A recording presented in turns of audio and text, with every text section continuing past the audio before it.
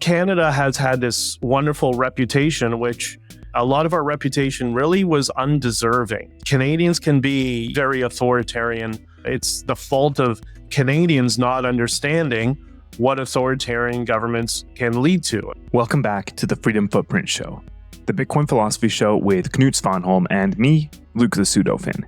Today, we're joined by Benjamin Dichter, the author of Honking For Freedom, the inside story of the historic Canadian trucker convoy of 2022, the largest peaceful protest in Canadian history. Benjamin is also a Bitcoiner, and Bitcoin played a big role in the protests. We hear all about it. Let's get into it. Benjamin, welcome to the Freedom Footprint Show. Thanks for joining us. My pleasure. Thank you for having me. Yeah, great. Today we have two Canadians on the show. That's not every day. One who fled and one who stood his ground back in Canada. And I can see your coffee mug there, Benjamin. It says Honking For Freedom. Honking for freedom and don't be a chooch. Don't be who is that there? I think I recognize that face. So you were the spokesperson for the whole trucker convoy that happened, was that like a year ago now? It's about a year and a half. Well, it'll be 2 years in February. Yeah, I was the spokesperson and did the media strategy and a bunch of other things behind the scenes that people don't know about. But yeah. I wrote a book about it. I did. Here's the book, Honking For Freedom, the trucker convoy that gave us hope. And you can get it at honkingforfreedom.com. And we'll talk about later the Bitcoin story that's in this book, which is very important for everybody. It is a very important story. And for those of you who don't know, some of these truckers' bank accounts were frozen. And then there was only one way to get around the totalitarianism vibes that were going on in Canada at the time. And that was through Bitcoin. And Benjamin, I'll let you tell the story from beginning to end. First, a little TLDR on who you are and your background, and then about the trucker convoy, what happened, how it played out. Okay. And just an asterisk to start with, when you mentioned our bank accounts were frozen, it wasn't just mine and many others' personal bank accounts. It was our credit cards, lines of credits, corporate bank accounts, absolutely everything that you would need to transact were frozen. But anyway, so a little bit of context of who the hell is this guy? I'm just kind of a serial entrepreneur. I went to school and became a gemologist and a diamond grader just because I like the science aspect of it. Decided after several years I didn't really love that industry so much because of the cliquey nature of it, and I invented a product for motorcycles, patented it. Started working on that, ended up working at Harley Davidson, then a sales director for another company, and then started my own business. That was on a university campus for many years. And that's where I guess I started to see the shift in society, which got me to get involved politically. I decided to run for political office in the municipal campaign in the city, just because we saw some crazy nonsense in our particular riding. The person was tied to the CCP and was running an organization called Queers for Palestine or something like that, just some nonsense. And one thing led to another. I decided I'll get involved in politics to try to help, right? Everybody complains, but they never do anything. And I figured I'll go as far until I stop, until I get stopped. And I was eventually asked to run for federal parliament for the Conservatives, and which is ironic because I really kind of hate politics because I don't like politicians. I always grew up with you can't trust them sort of thing. One thing led to another. I sold my business. I started doing podcasts because I always wanted to do podcasts. That was the latest venture. Learned how to do podcasts from a YouTuber that my ex-girlfriend knew by the name of CGP Grey. And started doing podcasts. And the next thing you know, I'm at the center of this trucker convoy because during COVID, you know how, Luke, you know how ridiculous the lockdowns were in Canada. Yeah, I say let's use the right terminology during the lockdowns, because there's no such thing as during COVID, right? It's during the lockdowns. during the government's response to that nonsense sort of thing. But during the lockdowns, my brother had already bought a truck because he wanted to go. He's going to be retiring. He's a police officer, and he always wanted to get back into trucking, which he did when he was younger. That's why he paid his way through school, I think. And not I think, but it's more. There's more to that. But anyways, and he said to me, "Hey, listen, why don't you buy a truck? Get your license." He told me a few years prior to get my license, just as you never know. So I did. While I was doing podcasts, I got my trucker license. Okay, fine, cool, interesting to learn this, to have another skill set, and beyond, planes and motorcycles. And then he said to me during the lockdowns, he said, "Why don't you get a truck and we can go together across the border and get some sanity in the United States, have a little bit of freedom, and go for dinner and spend some time and whatever. And you never know, maybe when I retire, we can start a trucking business together or something like that." Just kind of, I've always been one of those things, try everything. Build, Scott Adams, who I've gotten to know pretty well, that he talks about building, your skill sets, your talent stack. The Dilbert creator, right? That's right. Dilbert creator. And so I ended up, cross-border trucking just to get some sanity in my life. And boy, it really helped. It's not that I followed any rules. I never put on any masks beyond when I had surgery. And, I got a call one day from Tamara Leach, who I knew. I knew her from when I was producing my podcast. She was a fan of one of those podcasts. And that podcast where we went on a tour of Western Canada, I can't remember what year it was, 2018, maybe 2017. And that's where I met her. And we always kept in touch, developed a friendship sort of thing. And, she's a political hawk. I don't like politics. I just don't like, bullshit in our government. And so we always talked about that sort of stuff. And one day she called me up. She said, me and my friends started a convoy, which turns out that wasn't exactly entirely true, but okay, fine. And she said, we need somebody who's going to do some, who has media training, understands media, alternative media, all that stuff, can do press releases. And I said, yeah, sure. If it's going to help put an end to this nonsense, I'm on board. And I said to her, but I have one condition: no political parties, no politics, no nothing. We're not here to help any political parties. We're here to end mandates and end arrive can. The only politicians we want to talk to are the ones who actually hold any power and who can reverse these temporary measures. And that's how I got involved. Who could imagine that 10 years ago, that Canadians would go to the US, cross the border to the US for sanity? Do you know how many Canadians I know who have not only moved to, Florida, but are all over Latin America? Yeah, I know a whole bunch that have done that. Like a few come to mind, like Francis did that, right, from Bill Bitcoin. Yeah, and a bunch of others. One of the people I become friends with, it's funny, Megan Murphy, who used to be, feminist, socialist, very, very much to the left. So we have polar opposite political worldviews, which is fine. We have to have more friends who disagree with us politically. She's close with Joe Rogan, that sort of stuff. She left Canada. She moved to Mexico. She's like, screw this.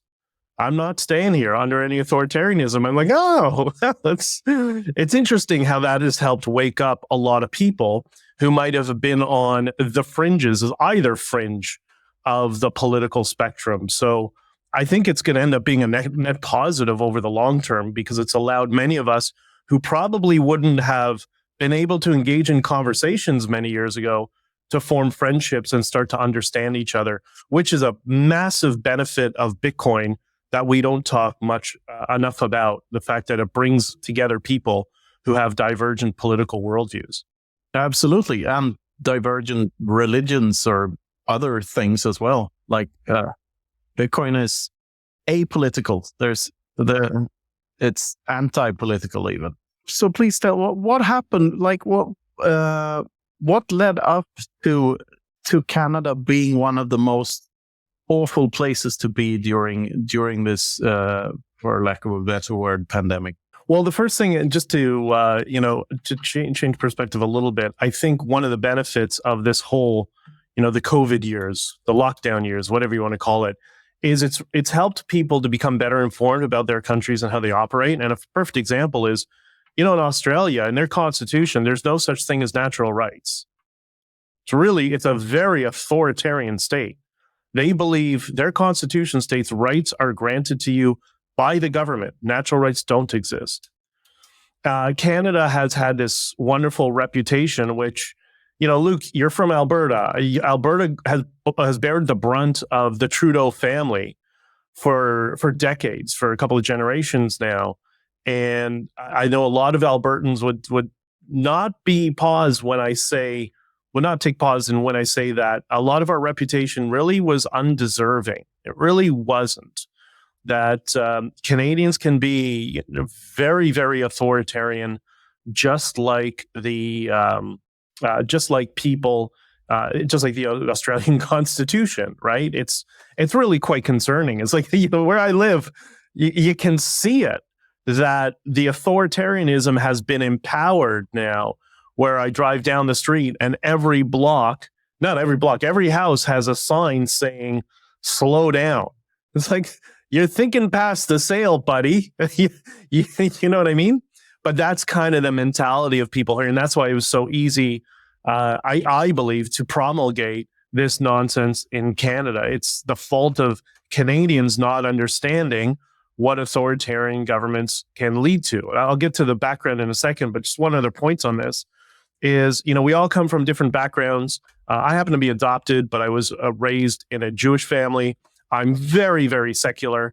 But at the same time, I grew up being taught about the horrors of the Holocaust and, genocide, and, Rwanda happened later on. And this is, Pol Pot, Cambodia, like, this is not new to humanity. But the problem they always seem to skip over was, those mid-century Germans were the government. And the people who engaged in killing and ratting people out and sending them to camps, in the eyes of the government at that point, those were lawful, upstanding citizens. And it's amazing. It's just striking how that is so lost amongst so many people in the West. So we take the bait about different people's cultures, and this group is controlling the world and blah, blah, blah, blah, blah. But we forget the fact that it's the government apparatus that has killed immensely more people throughout human history than any other individual or group. I'm not a big group guy. I'm an individualist guy. Word, brother. I mean, this is, as I always say, like, if you don't want to be labeled a Nazi, don't be a nationalist and don't be a socialist, and you're fine. Like, those are the two things you need to avoid. So we'll get into the meat of this a bit later on, because I'm very curious if, totalitarianism is inevitable to happen in a democracy at some point, and also if democracy is just socialism in disguise, and that it's inevitable that it's an unsustainable system that does not scale. What are your views on that? I don't know. I think it's a very good question that a lot of us are examining right now. And, the tyranny of the majority is something that everybody who's a philosopher, political thinker has thought about, since the inception of these democracies, even the four founders in the United States. Yeah, the word democracy isn't mentioned once in the Constitution of the U.S., which I find hilarious. That's right. So I don't know. I don't know if it's a bug in the code of human programming. One of the things that, I got in touch with Scott Adams, after the Convoy, but I started following him years prior because I was a fan of Robert Cialdini's work and persuasion and influence and that sort of NLP, pop psychology. I just got really deep into it many, many years ago as part of learning marketing for one of the projects I was involved in. And I'm getting, you can see, especially during the legacy media response to the trucker convoy, we'll get back to the origin in a second, how easily human beings can be programmed to believe absolutely anything. And if that's the case, and the non-free will people have a point in some capacity, then, well, this democracy thing might not actually work if people can just be manipulated into believing some of the most absurd things that will be pitched to them, as long as there's social proof, sufficient fear, and all the persuasion tactics that are piled on top of it. So I think it might be more of a problem, the buggy code of human beings and understanding how we're programmed, whereas democracy just might be the apparatus, that it might be a great system. Like E.O. Wilson said about socialism, he said it's a great system, wrong species. Maybe that applies to democracy as well. Great system, wrong species, and we need something else. I don't know. I really, that's above my pay grade. Well, I can recommend a couple of great books on the subject and how it might be the system itself, and not that there's something wrong with humans. Because the system leads to these things, institutions growing like cancers on society, and people voting. Like if you're on the receiving end of a tax-funded benefit, you're unlikely to vote against it, which means that people want to live off of other people's work. In the long run, that leads to more and more collectivism, more and more socialism, and then totalitarianism, and then collapse, then via clown world. Yeah, if you want more clown world, then subsidize it. That's quotable. If you want more clown world, subsidize clowns. Anyways, so to get back to a little bit, the short version, the origin story, I was asked to become, a voice, spokesperson, press releases, media strategy, all that sort of stuff.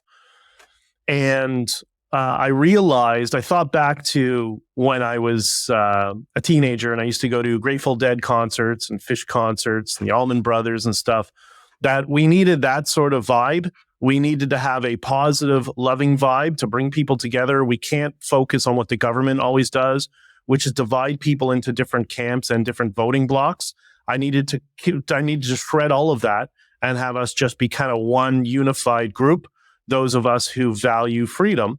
And that's why I culminated on peace, love, unity, and freedom, try to give some positive connotation to what it was and change it from, like, when she called me, said, we're going to go and we're going to protest Trudeau and mandates. And, I thought, well, why don't we just celebrate freedom and celebrate Canada and celebrate getting our freedoms back?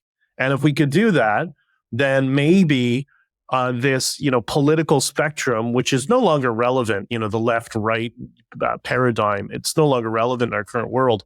Maybe we can break that up a little bit, and we can get people from all, perspectives and all ideas coming together. And I remember when I arrived in Ottawa the first day, I'm walking up to Parliament Hill on Wellington, and the first group that really captured me were there these three girls that maybe late teens, early 20s, something like that, decked out, even though they're in snowsuits, they're decked out in tie-dye with a peace sign that was like straight out of Woodstock sort of thing. And I'm like, it worked.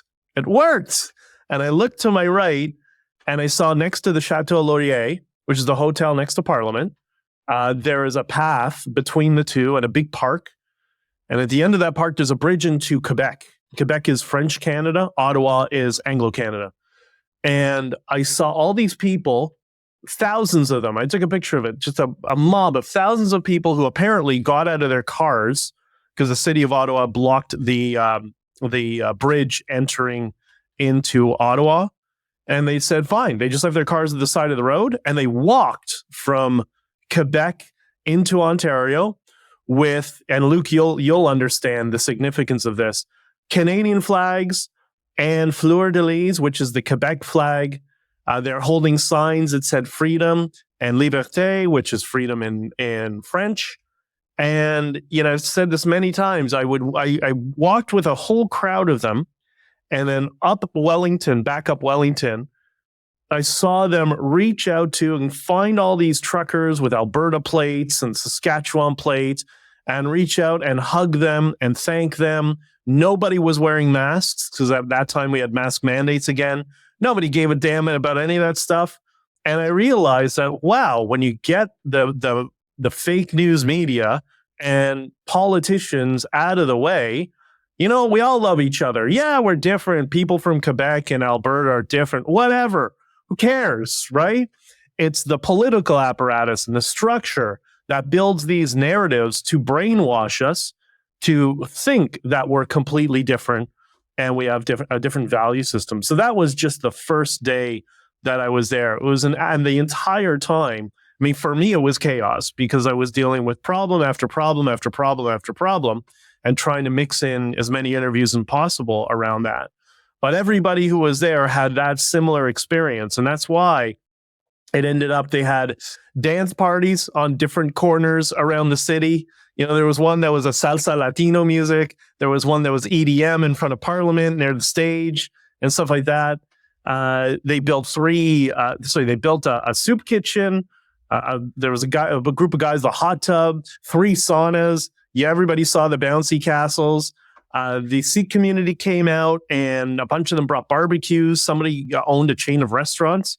So they brought packaging for the food and they were just giving out food to all the people who attended. And then they found people like homeless people in the city and they started distributing food to the homeless people in the city. That really bothered the politicians, right? Because they can't they can't use them as a political pawn now because the truckers are actually doing the crap that they claim to do.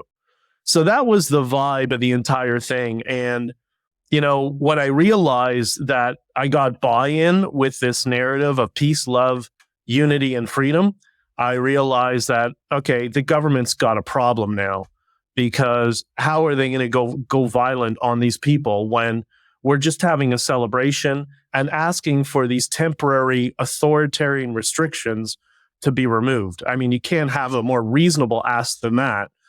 And yeah, that's really how it started. And that was the vibe the entire way through. One thing that wasn't reported in the media was like, how did the whole thing end? Like, did it just snuff out naturally, or like, how long were these protests going on for? And like, how did the whole thing end? Well, that's part of why I wrote this book as quickly as I could, because I knew the spin masters in media and government would try to spin, racist, bigot, blah, blah, blah, whatever, phobe, and that was all nonsense, right? So a word first on the media, and then I'll explain how it ended. This, I thought, was my opportunity to troll and destroy the corporate legacy fake news media. That was one of the goals. I knew, I looked at, because again, I've been producing podcasts forever. I knew everybody in the alternative media space.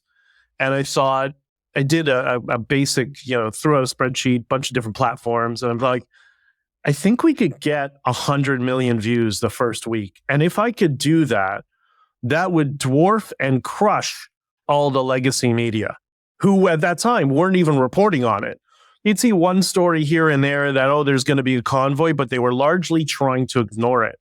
So I needed to bait them into talking about it, but I wanted the actual legacy media, alternative media, I wanted them to be the voice for what we were, because we're all sick of fake news media, whether it's CTV, CBC, CNN, Fox News, whatever. We know it's all scripted. So what I did was we had our first press conference on January 30th, and I sent out an invite to a media list that I had, because again, remember, I was a political candidate. I'd done some political stuff, very libertarian stuff in politics behind the scenes prior. So I had a media list, and I also had an alternative media list of people I know. So I emailed everybody and I said, hey, we're going to have our first press conference on the 30th of January, but we have limited space because it's in a small hotel. If you want to attend, please send a request to attend and we'll try to accommodate you. So the very first news agency, I believe it was the Globe and Mail, which is a legacy newspaper in Canada, responded. And remember, these are the people who were ignoring us, and any sort of coverage would be, defaming us. They responded and they said, yeah, we would like to attend. So that was like my little moments of joy during the convoy. I just got to, and I typed them individually just because I wanted to. I sent a response saying, "I'm sorry, you're not recognized as a credible news agency. You're not permitted to attend. Thank you for your request to participate." Oh, fantastic. That must have felt so good. They went crazy. And that's when they started racist, bigot, white supremacist, whatever. And I'm like, perfect. That's exactly what I need. I need them to discredit themselves and have the actual story dwarf them in alternative media. And their heads are still spinning from this. So that was kind of the media play that I did the entire time. And I remember one time they got so butthurt, the collaborators who sabotaged us, and they tried to hang me with this in the POEC. I was not going to adjudicate media strategy with them during the commission, which we'll discuss after. But I remember I got a CBC, like political parties, they test messaging, right?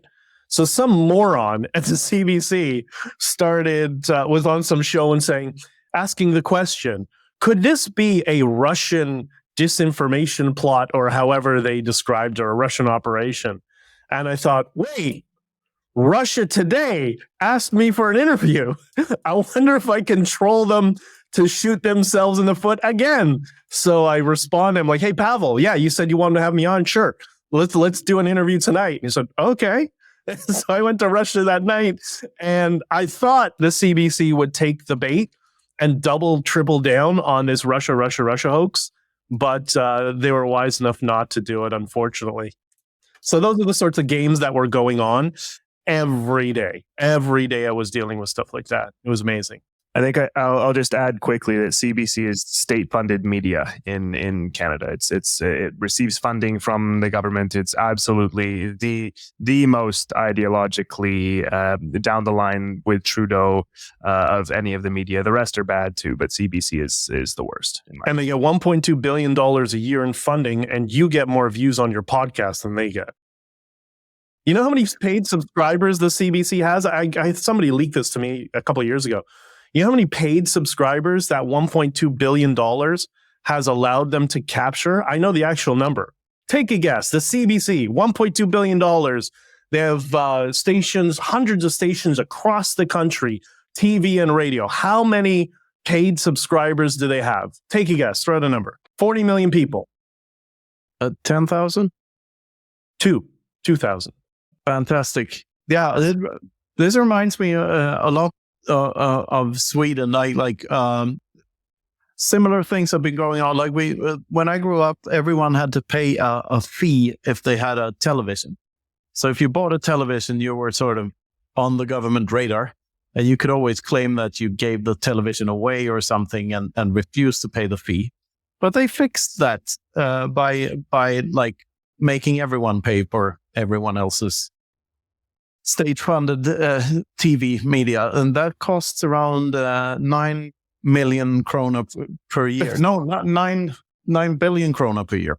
Money well wasted, which is completely ridiculous to produce stuff that is very, very embarrassing. So exactly. But these institutions, they're trying to cling on to whatever power they have, because I think some of them know that they're a dying breed. That Tucker Carlson interview with Milei on Twitter got more views than anything on TV like that week. I think it was 400 million over the first week, if I'm not correct. Yeah, it's completely ridiculous numbers. And Joe Rogan is the greatest journalist in history. If you only count views, like there's just no one in even close to getting as much attention as he does. So the internet is like markets unite, politics divide, and they can feel that that's why you get all these like fake news and like this terminology that they invent, calling everyone who isn't a Nazi, and calling people who don't care about race racist, and all these Orwellian newspeak words. they really tried to make 1984 become a reality in that sense. Yeah, go figure. The government runs the most incompetent protection racket in human history. Yeah. Okay, we have some big news. We have a new lead sponsor, Amber App. They're the #1 exchange in the Southern Hemisphere. They're rated for the best customer service around, and their global launch is coming. But the reason we're partnering with Amber App is because of the people. If you haven't listened to our episode with Izzy, CEO of Amber App, you really should go check it out. You'll see why it made perfect sense to partner with Izzy and Amber App. That's all I'll say for now. You really have to check it out for yourself. They have loads of great features coming that we're excited to share with you when the time comes. But for now, just check out the episode, check out their website, amber.app. You can see for yourself why we're thrilled to bring Amber App on as our lead sponsor and partner. So go check it out. Next up, Wasabi Wallet, the privacy by default, open source, non-custodial Bitcoin wallet with CoinJoin built in. It's the easy to use, comprehensive, affordable way to make your coins private. And the best part is they've been making huge improvements to the app. They're really focusing on the user experience, adding advanced features for power users. They just keep getting better. You send your coins to your Wasabi wallet and they get combined with loads of other coins using the Wabi-Sabi protocol, so they're private on the other end. Your tracks are covered, so you can work on expanding your freedom footprint without worrying about your privacy. So check out wasabiwallet.io and download Wasabi today. So how did it end, you asked me? Well, basically, the short version, and there's a lot of nuance to this, and I would argue so much has gone on since the convoy than happened during, which was only 3 weeks long. But basically, the police ended up moving in. They started raiding some trucks. It started on the night of the 17th after Chris Barber and Tamara, the person who called me, were arrested. Unfortunately, since then, the video has surfaced of Tamara asking to be arrested, which nobody will answer any questions about. So there's a lot more political stuff going on behind the scenes than we realized during the time. But the 17th, it started with one trucker particularly. He was raided by the police. They smashed his windows. He tried to hide in the back of his cab like everybody was told and was doing for the previous 3 weeks. And they came with guns drawn, threw him in the snow, arrested him, and took him down for processing.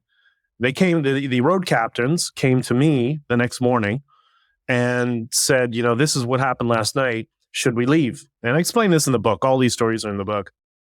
And I said, well, listen,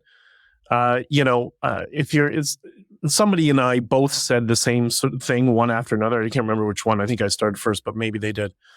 And I said, I'll do what you want. Like I'm the voice and the strategy and media guy. But if you want to leave, if you want to leave, like we'll leave, and I'll tell people.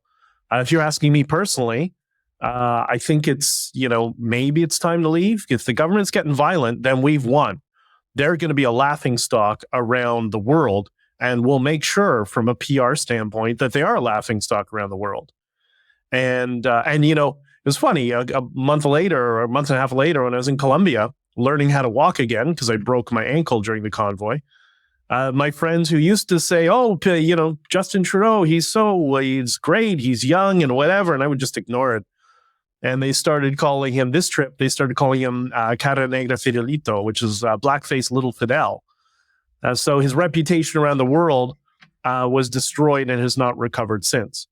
But the problem was that why did it end? How come the police moved in? And there's a lot of nuance to it. So there's a independent publication called Diverge Media, run by Greg Staley, who is from Saskatchewan, and he's been diving into all the circumstances since the convoy and the subsequent commission around the convoy, which was completely staged as well. And he's uncovered a lot of the shenanigans that went on behind the scenes and how we were co-opted and sabotaged by the entire political class.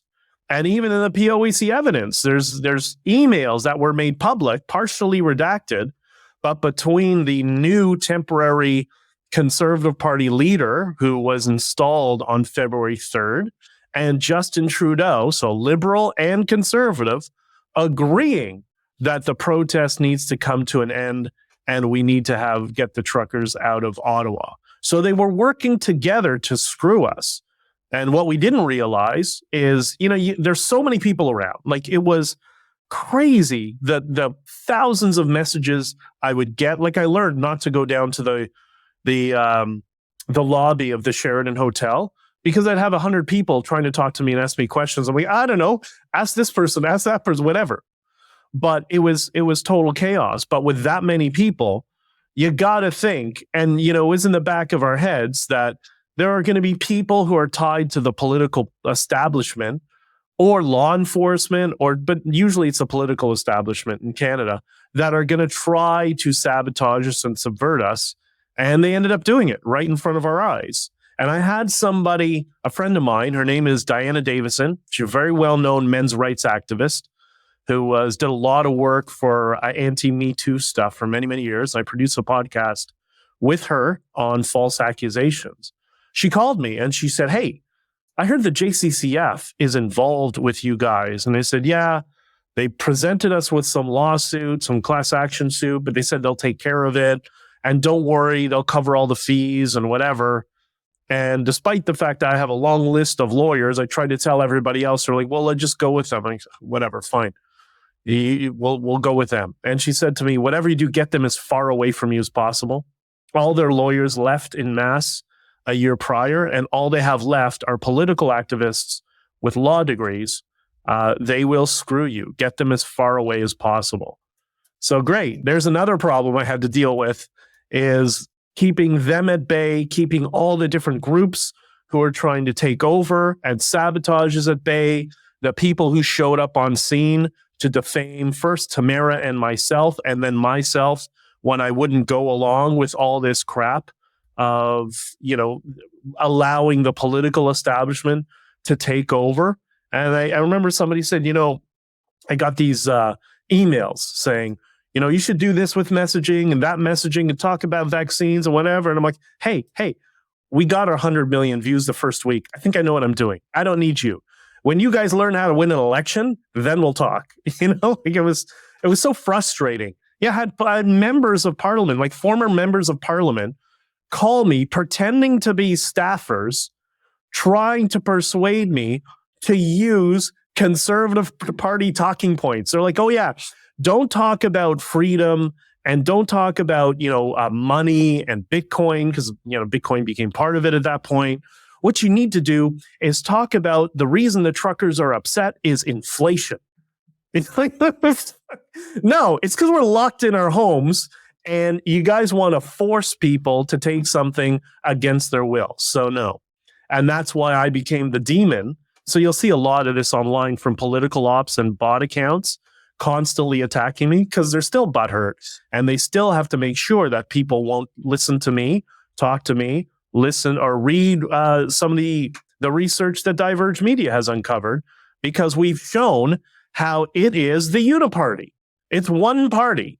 And that is the problem. You talked about what democracy will lead to. And I'm going to give you one example, and they're going to get so butthurt and upset when I say this, but I don't care. I ain't leaving, and I don't work for any political party. People in Canada, they're all very excited that, Pierre Poilievre is the new leader of the Conservative Party, and that's great. And yeah, he's probably going to be the next prime minister. There's no question. And conservatives do what the liberals do at the speed limit. So what is my problem with that? And I try to warn people. Well, the deputy leader, my pet hate, I hate her. She hates me. I know who she's a mouthpiece for because she's a psycho and that's it. The deputy leader, who is a rookie. So how you're a deputy leader when you're a rookie, I don't understand. Was working on behalf of a lobby firm with Walmart as her client during lockdowns to ensure that lockdowns were enforced, Walmart could stay open, but small businesses would close. That's a deputy leader of the Conservative Party. And the firm that she worked for was co-founded by Justin Trudeau's chief of staff. It's the uniparty. And until we break the uniparty, nothing's going to change. Well, one of the most eye-opening moments about politics for me was when I saw staple diagrams of the expenditures, like the budgets for the so-called the left-wingers and the so-called right-wingers, and you saw the staples just barely. I mean, they don't really want to change anything. They just want to keep on going as things are and change a little here, a little there, and a little lever here. But no one wants to really change anything. Well, look in the case of Canada, Justin Trudeau polls right now at the base level. This is why I love Scott Adams. 25% of people will screw up every question, no matter what you ask them. But they have a base of 24% right now that still think Justin Trudeau is doing a wonderful job. Why? Because they're in business together. It's either big business or people work for the government, or they have contracts with the government. They're a subcontractor. This is the danger of big government. It leads to this grift that everybody profits from, but unfortunately also destroys the society, and it tears apart any sort of freedoms that we should have. So how did Justin Trudeau get into power in the first place? Because conservatives are completely incompetent. Yeah, I mean, the left isn't right, and there's no right left. Like, I'll give you one perfect example. Like when Justin Trudeau was elected, that was the election that I ran for the Conservatives as a favor to them. I bet they regret that, asking me for that favor now, but what can I do? I tell the truth, man. Whether you like it or just don't lie and you'll be cool. But anyways, they ran this campaign. They send, what they do is they'll send the literature to all the campaign offices. So you get an email, it has all the different sort of flyers and different size and configuration with the branding and the three main points that you are supposed to talk to people at the door. And so I took it all and I said to my campaign team, I'm like, yeah, take all that stuff and you can just throw it out, get rid of it. At that time, I had a business that was on campus doing graphic design, and I knew enough about persuasion and marketing and stuff. I'm like, yeah, throw it all out. Get it away from here. We'll make our own lit. And I managed to take us from about 4% low in our riding to 10% by ignoring the Conservative Party headquarters. Why? Because, and this was my argument to them, but they're so incompetent and so stupid, and it's the revolving door of losers in all these conservative parties that run all these campaigns. This is why they always lose. And for example, with the lit that they sent, there was a tagline. Luke, I'm sure you remember this. It was Justin Trudeau, he's just not ready. And I saw that and I wanted to break my computer. Why?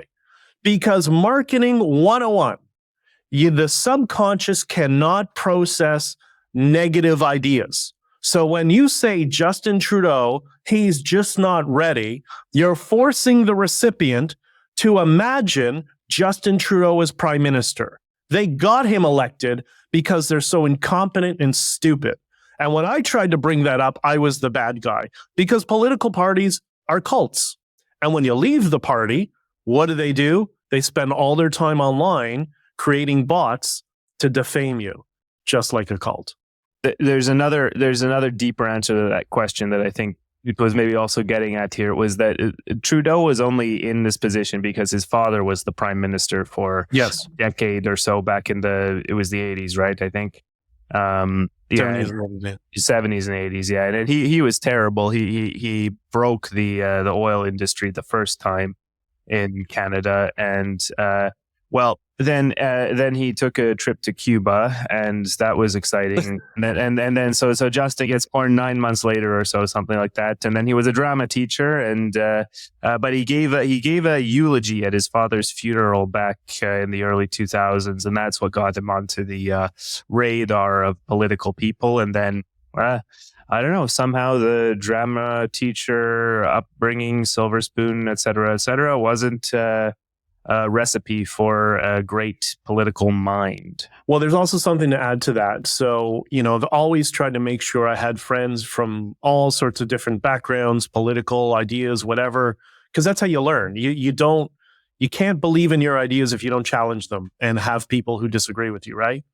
And so I have a friend for many, many years. He was a political guy. I never thought I would be in politics. It's because I saw what he wasted his time with. I'm like, I don't know what you're doing. But anyways, he's a liberal. He was a liberal for his entire life. until recently, and I think he might try to go back in to try to fix it. But anyways, he was helping a candidate in a certain riding leading up to Trudeau. And he explained, him and many other people have explained, I've heard this many times, including former Liberal cabinet members who have reached out to me since the convoy, by the way, because they're also concerned. And basically what they did is they had a deal. So it was Omar Algebra, Hoskins, Jerry Butts, who's Trudeau's brain, and a couple of other people. They approached Trudeau. They understood that the name recognition would work. He was the right age. He looked good enough, and that they thought they could make him win the nomination for leader of the Liberal Party. And everybody else, the Chrétien liberals and whatever, like, the guy's a moron. No, he's not going to be elected leader. They spent 4 years raising $40 million to get him elected.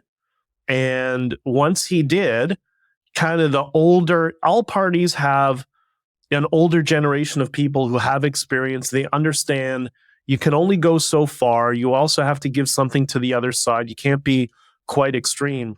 They were thrown out of the Liberal Party, and it just became the Trudeau Party. But Trudeau's deal was he let this slip one time in an interview. He was to be the relationships manager. He didn't know anything about politics. Again, he's a moron. Everybody knew that. So they told him, look, we'll run PMO. You just have to go out and sell people on Canada, inspire them to be progressive and have a brighter future and blah, blah, blah. We'll give you the talking points, but we'll do everything behind the scenes. And he agreed to it. And nobody in that party thought he stood a chance, but he won. And there we are. And then the Conservatives handed it to him. But for me, it's so hard to understand that it can go so far. I saw an interview with Trudeau from back before he was elected president. Yeah. Where the reporter asks him if there's a specific country that he's especially impressed by. And he answers China. Like, that's a good role model. And people vote for that. Because remember, we all of us do have a certain confirmation bias. And when we're already sold on somebody or an idea that's in front of us, we become blind and oblivious to the things that should be red flags. I guarantee you, all those people in that room who saw that interview, because it was like a women in politics or something event, when he said the country I most admire is China, I bet you if you asked every woman in that room, they'll say he never said that. And they say, oh, what a good looking man. Yeah, let's just say, what are you talking about? He didn't say anything about China. He's just talking about Canada. He's running for Canada. Why would he? I bet you if you polled him, that would happen. Because we all have these blind spots when we buy into some sort of ideal, right? Yeah, a lot of us do. What a story. Okay, the part we haven't talked about yet in this whole adventure is how Bitcoin comes in. There's, like, the way I remember it, there was a GoFundMe campaign, and then all of a sudden, all the GoFundMe funds were go fund yourselves. They were given back to whoever tried to, or just locked in somewhere, or went to another charity or something. I think they sent them back to the people who tried to donate, right? So you couldn't do a GoFundMe for this particular thing because of, I guess, influence from the Canadian government. Okay, so there's a lot to unpack there, but I'll try to do the short version from the beginning. Something that I didn't know, that I only was told maybe, I don't know how many months ago now, was there was a Bitcoiner who used the handle Moses on Twitter, who came to one of the Bitcoin spaces, because I'm frequently in Bitcoin spaces. And he mentioned something about the Canadian truckers. He's like, oh yeah, I tried to help you guys. I'm like, yeah, we had some Bitcoiners. He's like, no, before. Well, what are you talking about? He said when Tamara and whoever was going across Canada on the way to Ottawa, he said, we were already concerned because they saw the GoFundMe at that point had some like $4 or $5 million when we arrived. He said, we Bitcoiners already thought you guys would have your GoFundMe frozen. And listen, we all kind of knew that when they started the GoFundMe, The idea wasn't to get, $6 million. They didn't think it would grow that big. But he said, I got on the phone with, this woman, Tamara, and somebody in the truck, and said, I'm a Bitcoiner, and we want to help you because the money's going to get frozen. And apparently, and she never told me this, you think she'd tell me this stuff, but she didn't tell me a lot of stuff. She said, I don't need video game money. I need real money. I'm like, well, I thought this is not about money. I was shocked when he told me this. I'm like, what? Like, you're lying. He's like, no, I did. I'm like, that's crazy. So it came on my radar when, after one of the interviews that I did, maybe it's after the first weekend, beginning of after the first weekend, I think into the first week, just after I broke my ankle. So February 5th, I think is what it was, if I'm not mistaken. I get a message on Twitter from Caribou.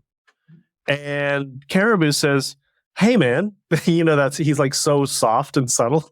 Even in his text, like, hey, man, are you a Bitcoiner? And I'm like, yeah, because they saw me on somewhere, on some interview, and they looked me up on Twitter and they saw #Bitcoiner, the hashtag Bitcoin. And I'm like, yeah. I'm like, I never talked about Bitcoin. I always just did it on my own. And he said, so he obviously gave me some test questions. I can't remember what they were, but he's like, oh yeah, where do you custody? How do you buy it? Blah, blah, blah, all that sort of stuff. So I'm like, oh, I use this wallet, that, blah, blah, blah. And he's like, oh, okay. So when you get in, and I told him how my origin story. And then he said, cool, man, can I come see you? Because we're trying to raise money for Bitcoin for you guys. And I said, yeah, sure. Do you want to come tomorrow? He's like, cool. So he was on his way to see me, and he was wearing the Bitcoin toque that he gave me. And a bunch of people saw him like, hey, Bitcoin. He's like, yeah, I'm going to meet BJ. You want to come with me? He's like, oh, yeah, sure, let's go. So like 15 of them just show up we had 2 rooms. One was the media room, one was my hotel room. They show up in the media room, and all these guys all around me, they all had Bitcoin stuff. I'm like, hey guys, what's up? And so they told me, yeah, we're running a tally coin. And we've raised, I can't remember what it was at that time, maybe $200,000 or $300,000 or something. But he said, we've raised a few Bitcoin already. And we have more coming in, and you're worried about the money being frozen. But we're also worried, it seems nobody understands Bitcoin here or whatever. I'm like, oh yeah, dude, they're total boomers, all of them. And I said, look, go get Bitcoin. You have my blessing. I support you. I'll deal with the boomers and try to sort that out. But I got your back, and yeah, it'd be great if we can get some Bitcoin to these truckers and make this Bitcoin's moment. So here I am in this scenario where I'm trying to now make this alternative media's moment and Bitcoin's moment. It was awesome, right? That's why probably I enjoyed it so much. Beautiful. And so he went out and they started raising money, and that's when I met. He connected me with BTC Sessions. And I'm like, oh my God, I started watching him. I've told them this a few times.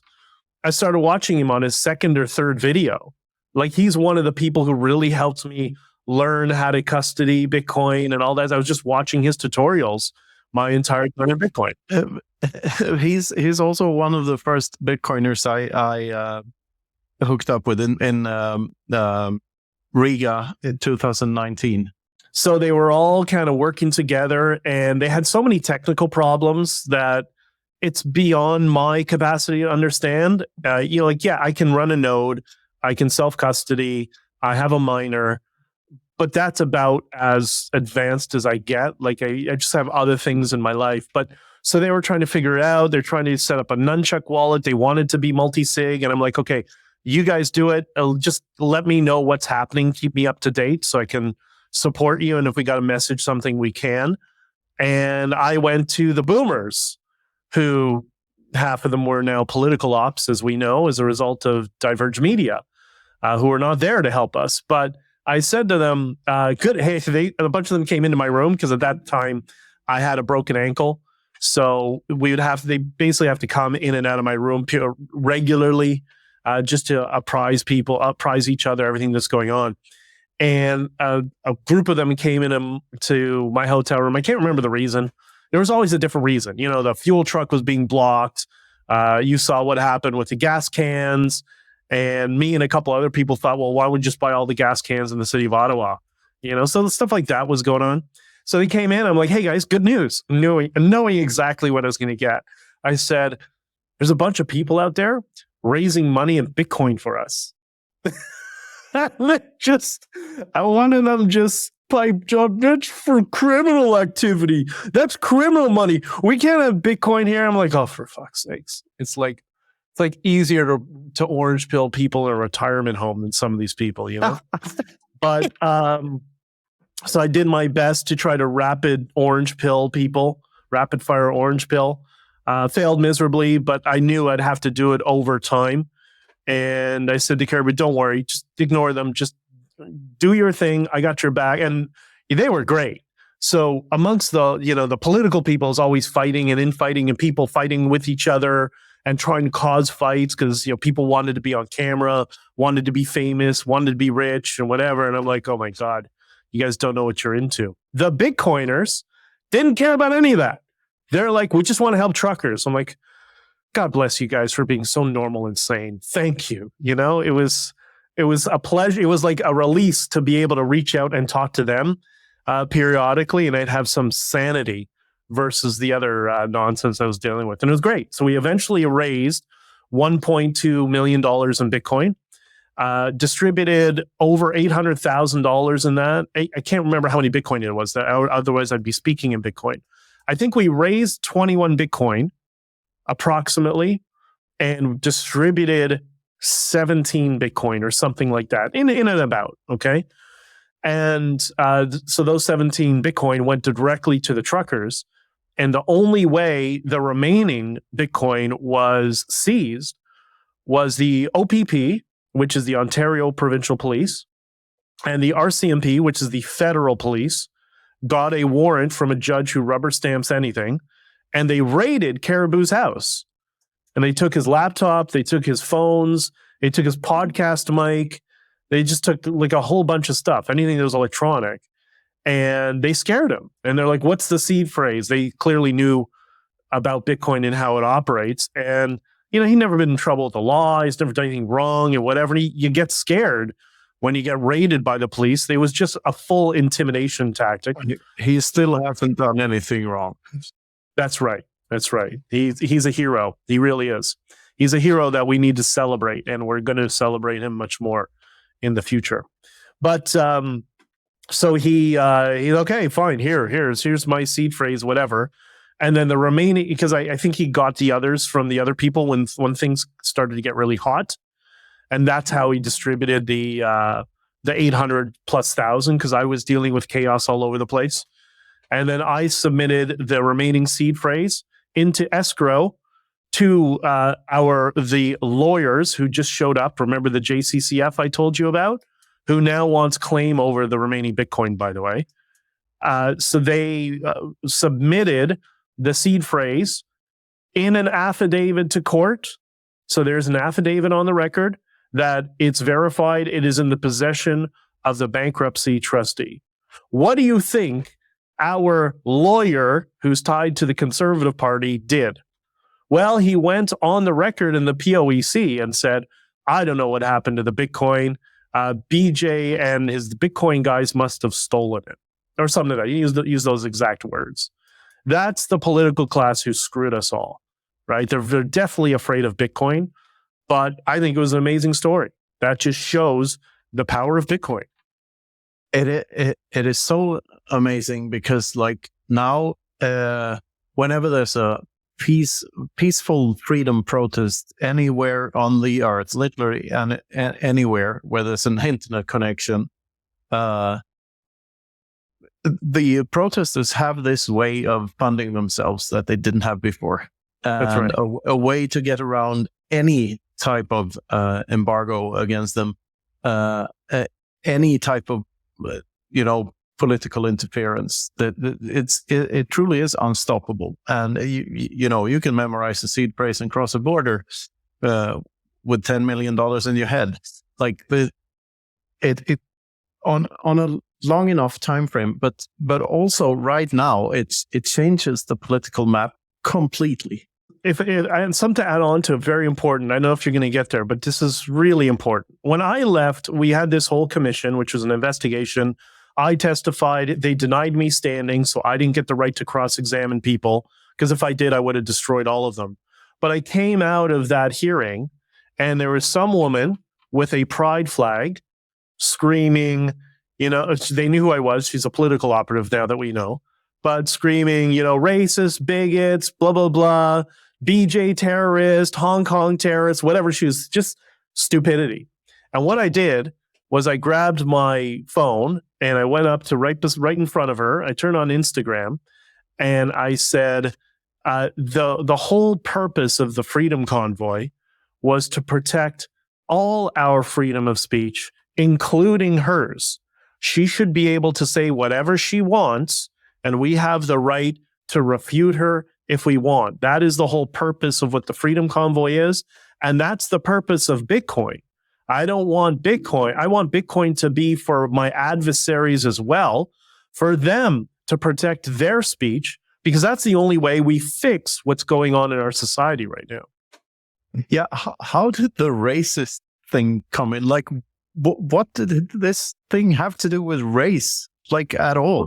The prime minister inferred that, and some other Jewish organizations inferred that I'm a white supremacist, that I'm a Jew. I explained in an interview, like, unlike Prime Minister Blackface, Mr. Diversity, some of us still have family buried in mass graves in Europe, but it's clown world, man. Just say whatever they want to say. Yeah, That's it. And they hope that they're persuasive enough that a percentage of the population will just parrot it. Unfortunately, sometimes that happens. Oh man, but yeah, it's really a testament to the power of Bitcoin. I know around the same time, like when Putin invaded Ukraine, there were pictures of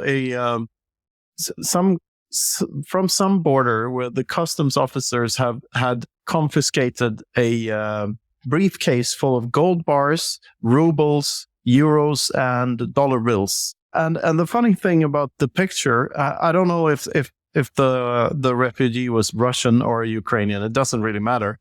What matters is the answers to the post on Twitter, because all the answers or all the Bitcoiner answers said, like, look at this idiot who can't remember 12 words. Like, so good. Yeah, but it's true.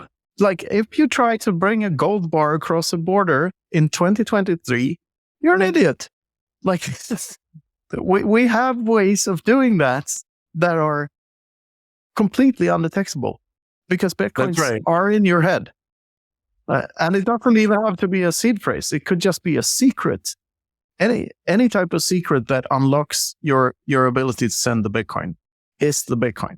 So you are your Bitcoins.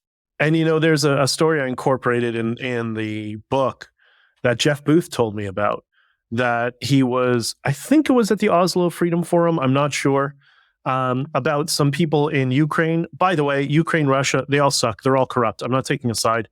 They're all horrible, in my opinion. Okay. Well, their governments are. That's right. That's what I mean. I don't mean the people. I mean the government. Ukrainians and Russians are cool people. Yeah. No, for sure.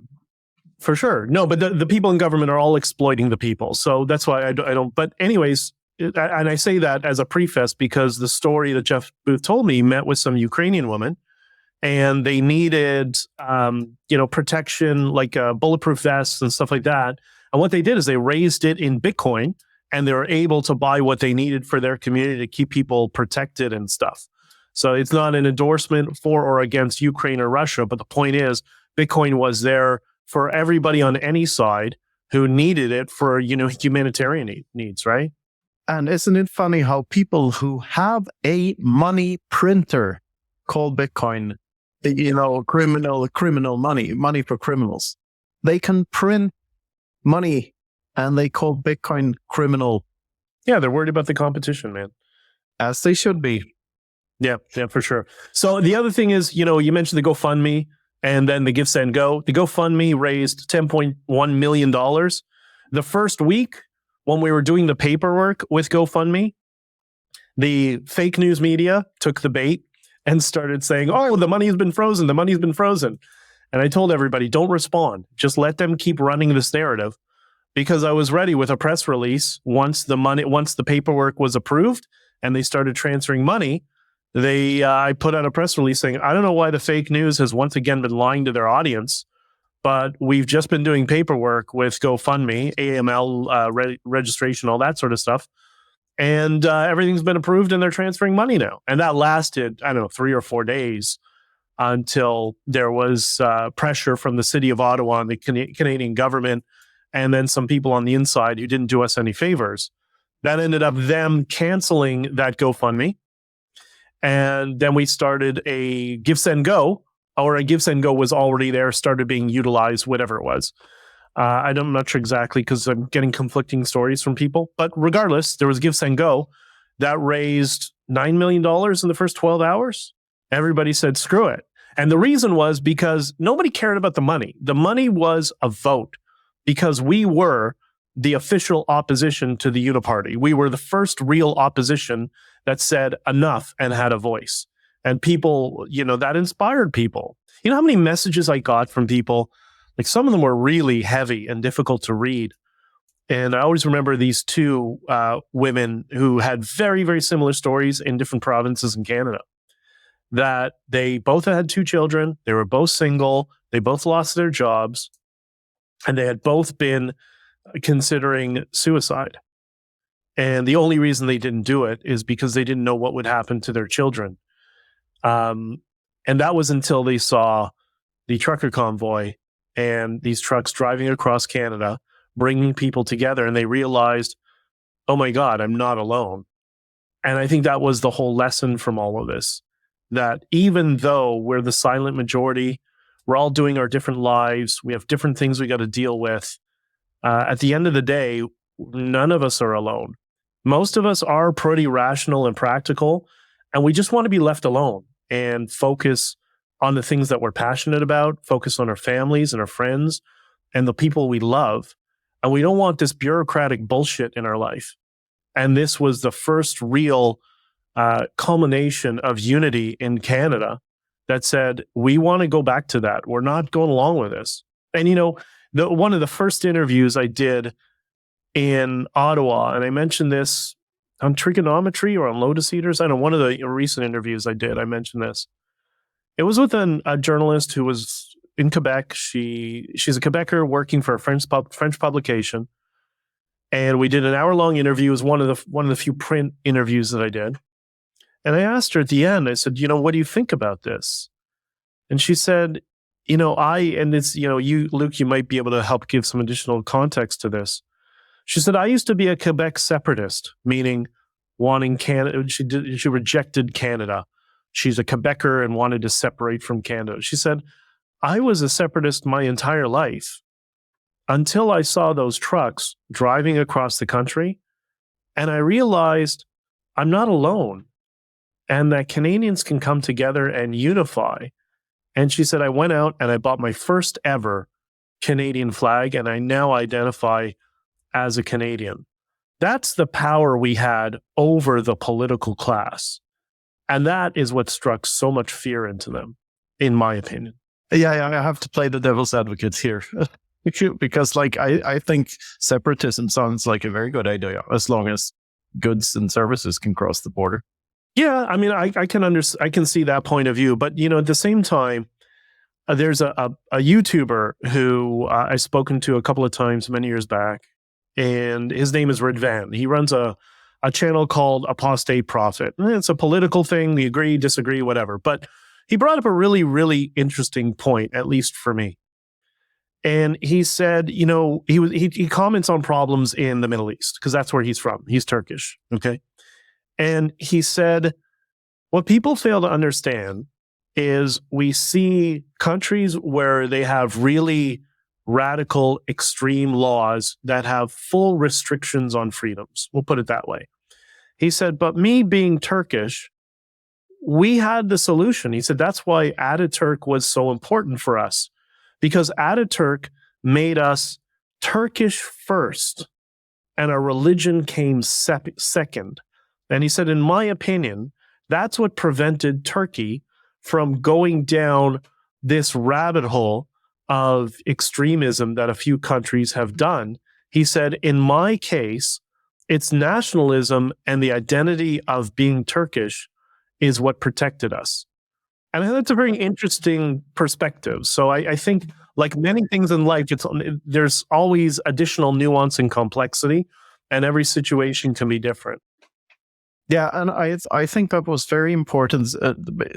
States becoming secular was an important step in their evolution towards more freedom. That's the basic idea of John Locke, and that was incorporated in the U.S. Constitution.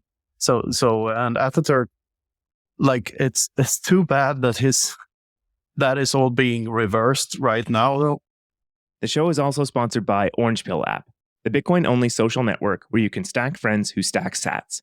You can connect with your favorite Bitcoiners on the app, make local connections, and even connect with Bitcoiners around the world. You can see what's going on in your area and organize and attend local events.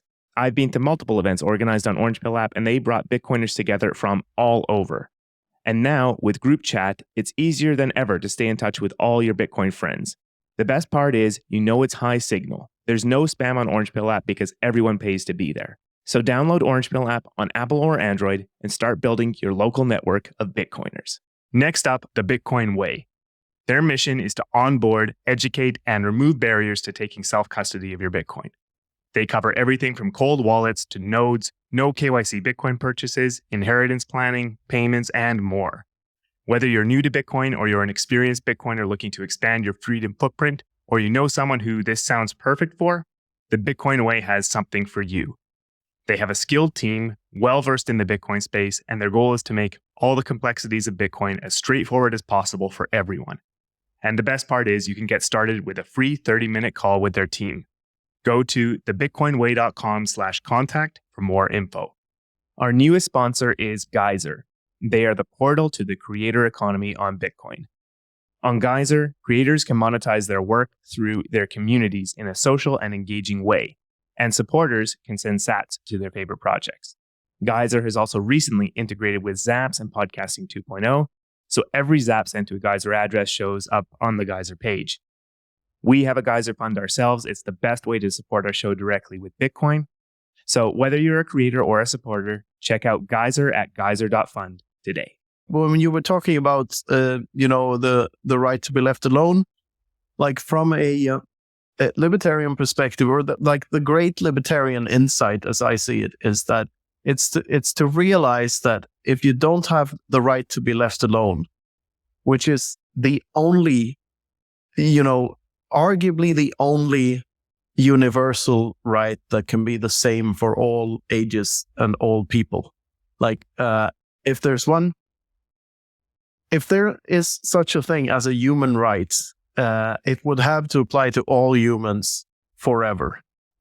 Otherwise, what's the point? Then it's not a right. So from first principles, the only right that can be is the right to be left alone. And if you don't have the right to be left alone, all you have is the right to obey. I couldn't agree with you more. I mentioned I produce podcasts. One of the podcasts I produce, you probably would know him, I guess, is a professor by the name of Stephen Hicks.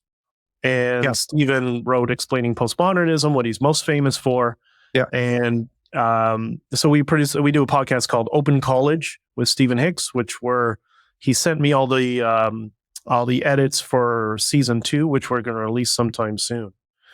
And the hope that I have in the world is I'm starting to see we're starting to branch away from this bifurcated view of the world, which is also why I wanted to go to alternative media, because there seems to be less appetite, although the political establishment is trying to force it on people. There seems to be less appetite for the binary worldview, and there's this emergence online of the libertarian view, which is a whole spectrum. And I explained this on Michaelis Peterson's podcast, my worldview that I'm trying to, propagandize people with out of the bifurcated view, which is personally, and I think most of us fit within this frame. I like the goals of the left, or at least what they state, that they want to help people whenever. I like the systems of the right, and I like the freedoms of libertarianism.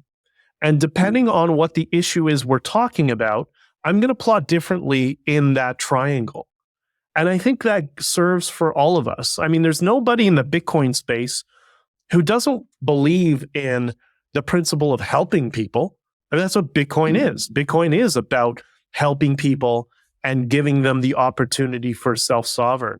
I think if we look at the world in those sort of terms, it becomes a lot easier for us to communicate and understand each other, especially when it's most important when we disagree.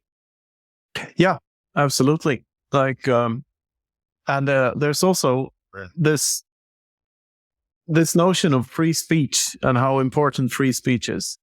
Rothbard points out in the Ethics of Liberty that free speech is only necessary when preceded by theft. And what he means by that is that free speech only applies to public domains, like public property. And Rothbard argues that there's no such thing. And these are all things these are all stolen goods, stolen. The institutions aren't real. It's all stolen property. So if we had absolute property rights, we wouldn't need freedom of speech laws, because you could make your own rules on your own property of who gets to say what. Which is like, that was a mind blow moment for me. I never thought of it that way, but I think that you can see that in the world today with people from countries with very well functioning free speech laws, like the Scandinavian countries. You can say a lot of things in Scandinavia, believe it or not, but people move to Dubai. Why? Because stronger property rights. Because property rights more important than free speech. Because you can't have one without the other, really. And isn't it interesting how some of the authoritarian policies that we're seeing around the world are all about attacking property rights? You know, I had somebody a couple of days ago just sent me something from Mexico. They have a new law in Mexico that if you own property, but that property is vacant, you know, lots of people in Mexico have ranches out in the countryside, in the middle of the country, whatever.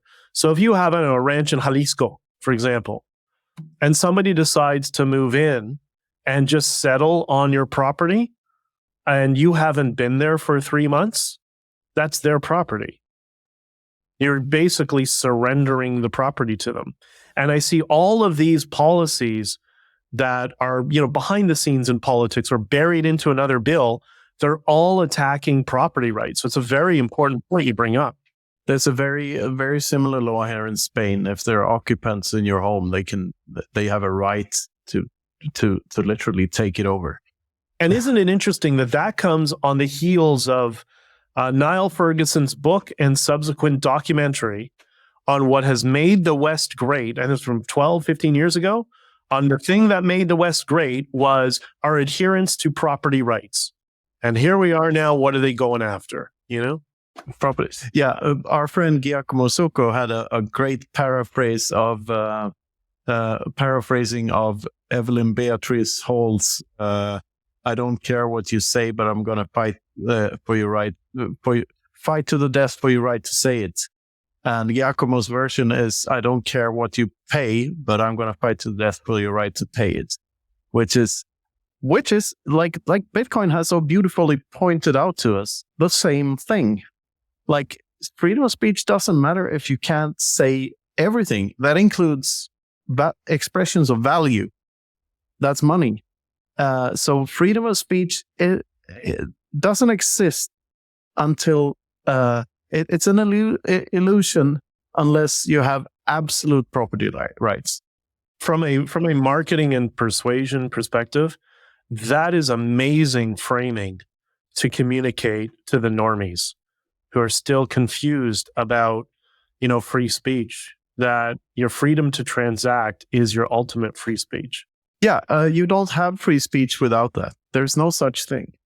Because as Bitcoin's so beautifully pointed out, money doesn't have to be anything but information. It's literally pure information. All the numbers in Bitcoin, all the addresses have existed forever. The numbers were there always. It's just that the hash power was 0 before 2009, so we didn't know how to utilize it.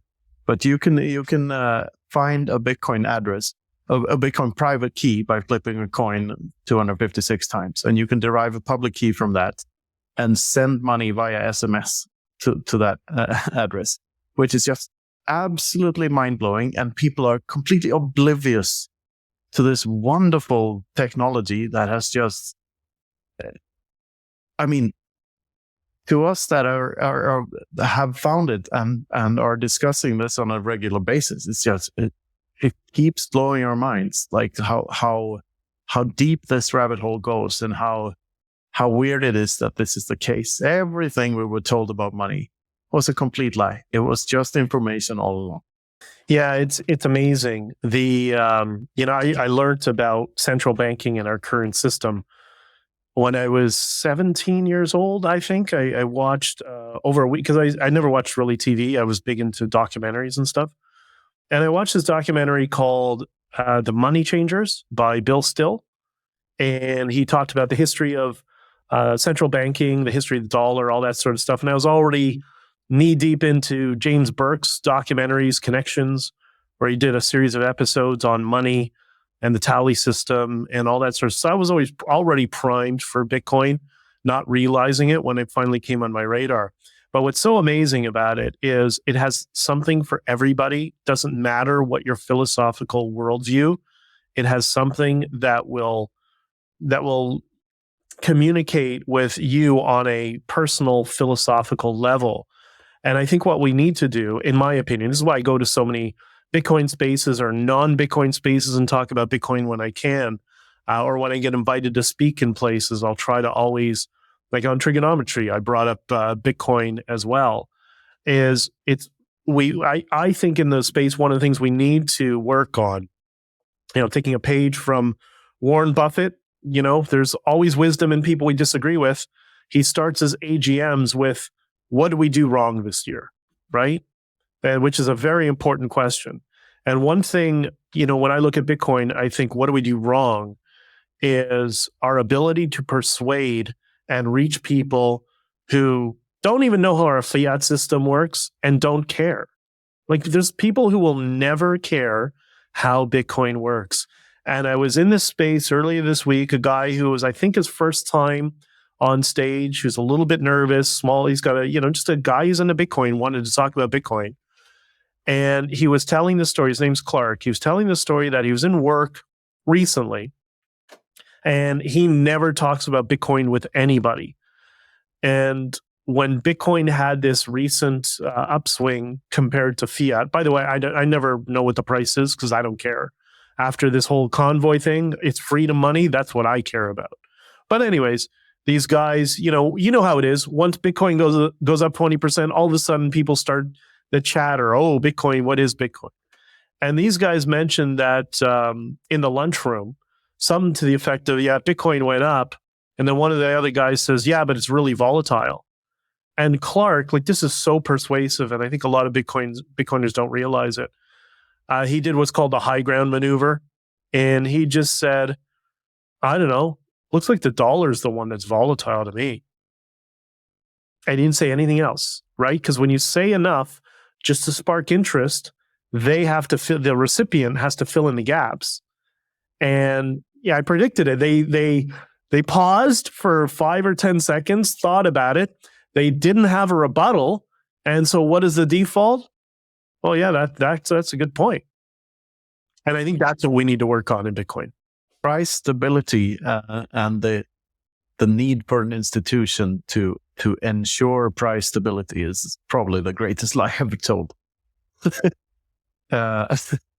Yeah. I'm just going to do a quick time check here, guys. We got less than half an hour, and this is a fantastic conversation, and I have a feeling we'll need to do a follow up. But BJ, I'd like to give the floor to you because I know you had some questions you wanted to ask Knut, actually. So, well, Knut, I'm going to be sharing this with people who don't know Bitcoin, people in my Discord, don't know Bitcoin, don't know your story. people in my Discord, people in my DM groups, and all that sort of stuff. Why don't you give? I mean, I know a lot of your story; it was fascinating. But why don't you give, not the elevator pitch, but the extensive elevator pitch of yourself to help me better introduce you to people who follow me? Oh, what an honor. I'm 47 years old. I grew up in Sweden and a handful of other countries. I lived for half a year in Mozambique and a couple of years in Tanzania. So I was exposed to other countries at an early age.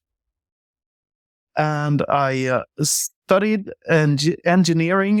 After high school, I started studying engineering, electronics engineering, but I only did that for 1 year because I was so tired of school, so I dropped out with a huge loan and nothing to show for myself.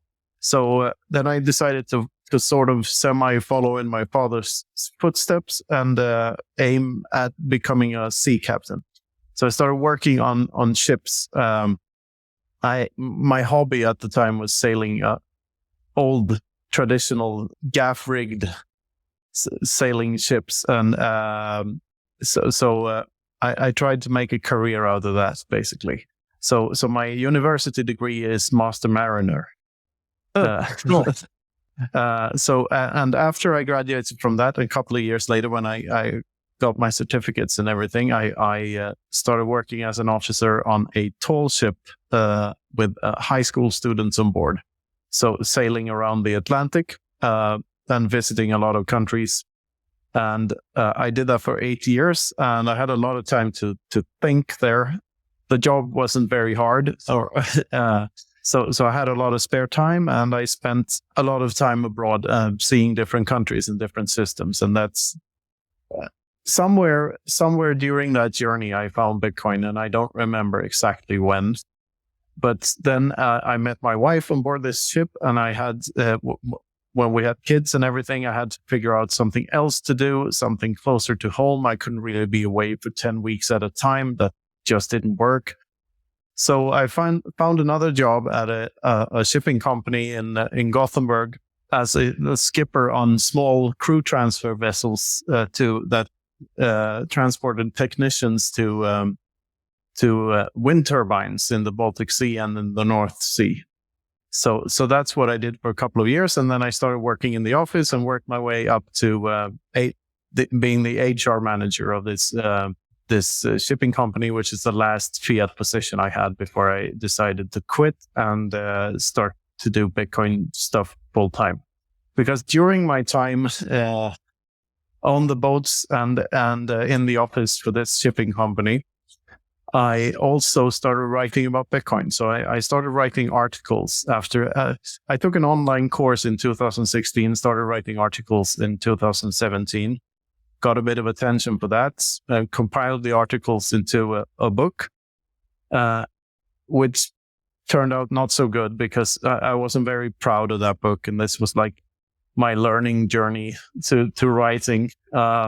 So I decided to write a proper book, which was Sovereignty to Mathematics, my first book. And that was done spring or summer 2019. And then I brought them to the Baltic Honey Badger conference in Riga. I brought 50 books there, gave 25 of them away to important people in Bitcoin, and sold the other 25. And then that book started to have a life of its own, and it was very well received by the community. So I continued writing. I wrote another book the next year, and I started writing articles for some for Bitcoin Magazine, some for other publications, and most of them for Citadel 21, which is Hodlonaut's Bitcoin fanzine that sadly he's not making any more issues of. And one of the articles in that had a sentence in it, an article called Deeper Down the Rabbit Hole, which was published on the 21st of August, 2021, which I figured out in hindsight. I didn't know that until this comes to later in the story. And in that article, there's a sentence. It says, imagine everything there is and everything that ever will be divided by 21 million, which then, Joni Appelberg made a beautiful animation of this article, and we made it into a little video, which is where this equation was first shown, and and then that got a lot of attention, and people started adding this equation to their Twitter handles and stuff. And all of a sudden, I had a folder on my computer with everything divided tattoos. Like I've seen, I think there's between 20 and 30 different people in that folder on my computer now that have actually tattooed this thing onto their bodies. So that thing really changed my life. And it led also to how we invented Bitcoin Infinity Day, which is still a thing. And we had an Infinity Day special here this year, me and Luke. We started this whole Freedom Footprint thing on Infinity Day last year, which is the 21st of August then. So, and now I do all sorts of Bitcoin stuff for a living, including this show, including the books, including going to conferences and talking and advising a couple of companies, and anything fun. So that's my story and my journey. And I love to think about Bitcoin, and I love to talk about it. I love to try to explain it to people. I love to talk to other interesting people in the space, such as yourself. And I love doing what I do. Well, I met in Florida on one of my many trips. I've basically grown up partially in Florida, but on one of my trips there, I think it was Bitcoin 2023 actually. I met an artist who does Bitcoin art, and he gave me a bunch of very cool stuff. And one of them it's with kanji. And it also has infinity divided by 21 million. And I have that in the back of my car. It's a very subtle sort of, Bitcoiners will understand it, and the rest of the people have no clue what it is. What artist was that? You know what? I can't remember. I have I'm looking for him on Twitter. I can't remember his name. I'll find it to you and I'll send it to you. Yeah. The artist I've been collaborating with back and forth, and we go way back, is of course Fractal Encrypt, who I think is by far the best artist in Bitcoin. Like he's the Leonardo da Vinci of our time. Very cool. So anyway, yeah. As Luke put it in Lugano, like the surreal doesn't end. I mean, we both keep on pinching ourselves for just ending up in this weird, surrealistic situations that we end up in, and we try to do our best and be polite and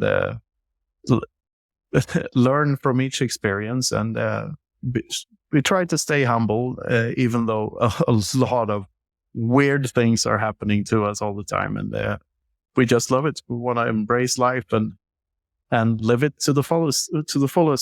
We follow the orange glowing light. That's what Izzy called it, and that's exactly what we're doing, and we're proud of it. Which, by the way, if anyone from your following would like to get an introduction to us, a proper one, our episode with Izzy is definitely the one. He's a dear friend, and it shows the absolute best of me and Knut and Izzy. So, and the absolute worst. Send me the link. Send me the link, and I'll post it. And you know, you also you touched on something that for me is very, very important.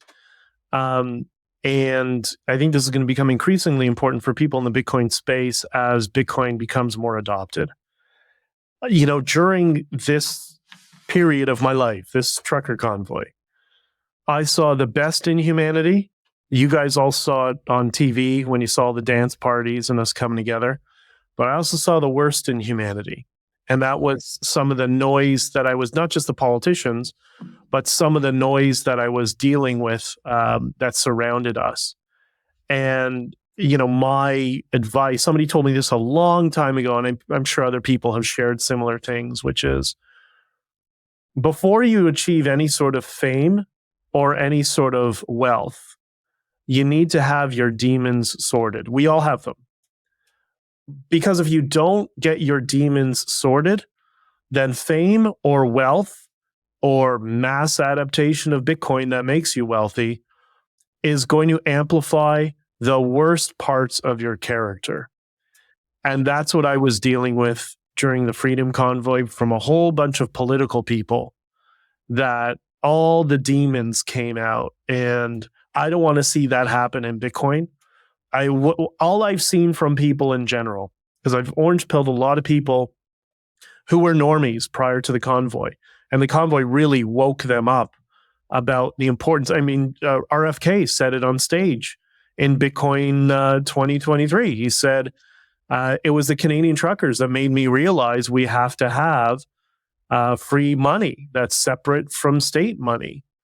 And so all the experiences everybody have brought into Bitcoin has been positive because everybody's been humble.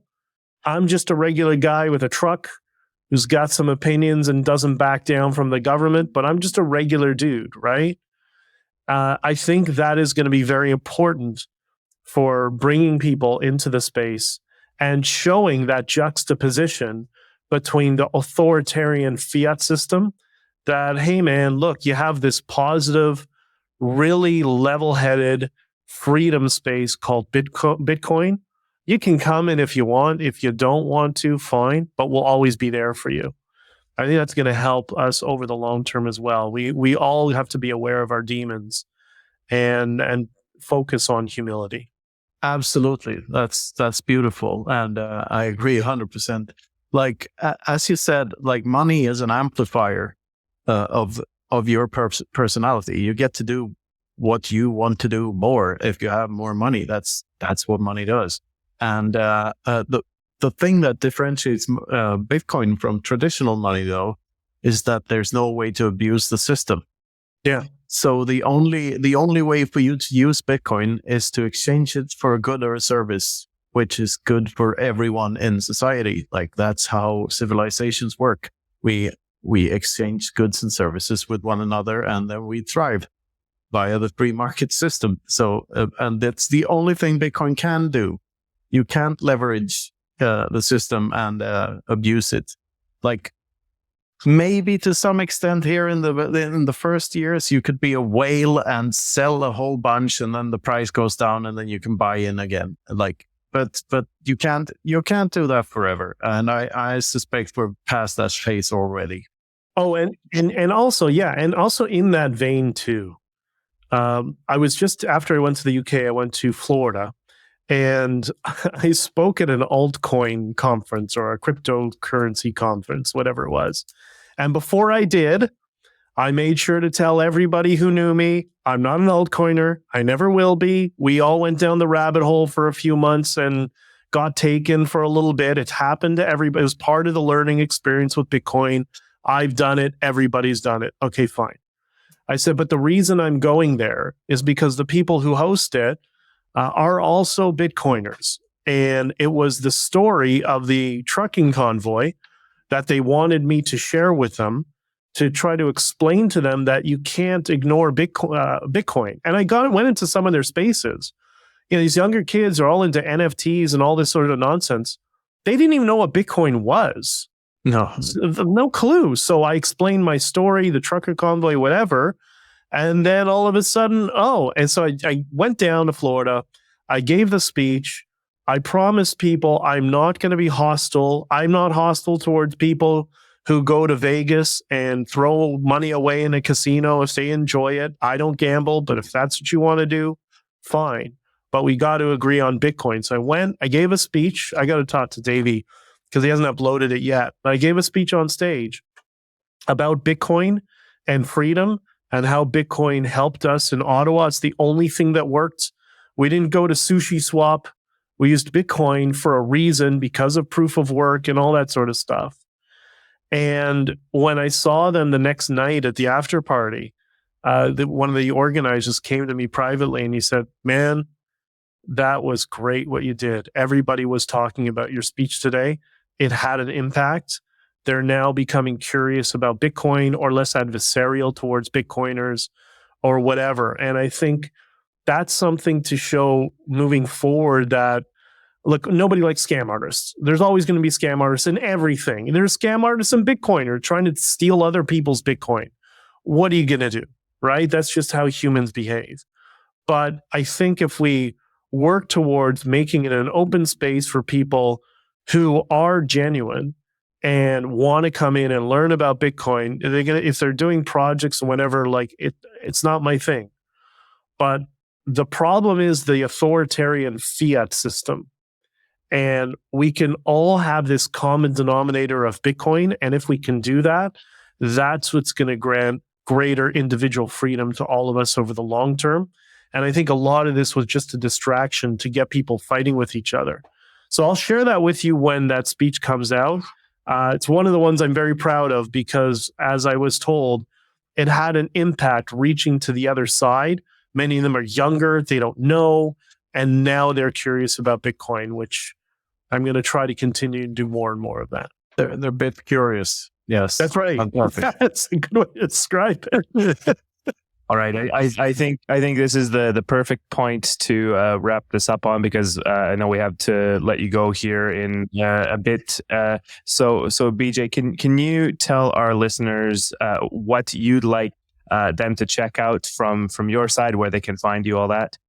Yeah, there's two domains. One is honkingforfreedom.com. That's where you get this book. And by the way, it's Christmas season. And what's very important in this book, there are 2 chapters in this book. So it's a normie book.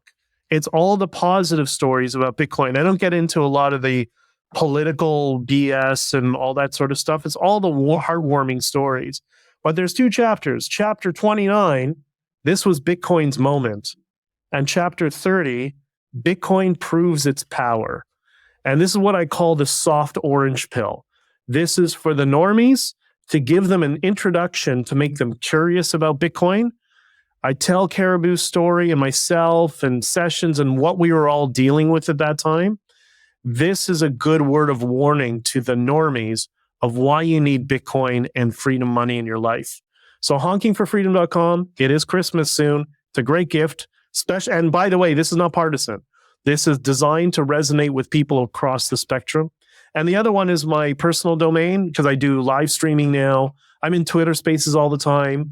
My Substack's got 80 or 90,000 people who subscribe to it, which is BJ. Go to benjaminjdichter.com, and that will lead you to the book, the Substack, my locals, my live streaming, or join Toxic Happy Hour with Pubby and the guys and Anders. I'm there with them almost every day, and sometimes in Cafe Bitcoin as well. Excellent. I'll try to join Pubby and Anders, their Toxic Happy Hour more. But yeah, somehow I have less and less time now that I have more time on my hands. Anyway, for your friends and for people who already have your book, go to knutsvanholm.com to find all my stuff, all of my books, all of my videos. And don't forget to like, subscribe, and brush your teeth. And I absolutely love this conversation, Benjamin, and we'll love to have you back on again to follow this up at some point. And next time around, we'll talk about why my name is almost Cunt and why you're called J Dichter. Yes, so it's kind of the simulation, man. That's more evidence. Yes. So yeah. Thank you, BJ, and see you around, and good luck with everything. I love it, brother, and we'll talk soon. I'm here anytime you need me.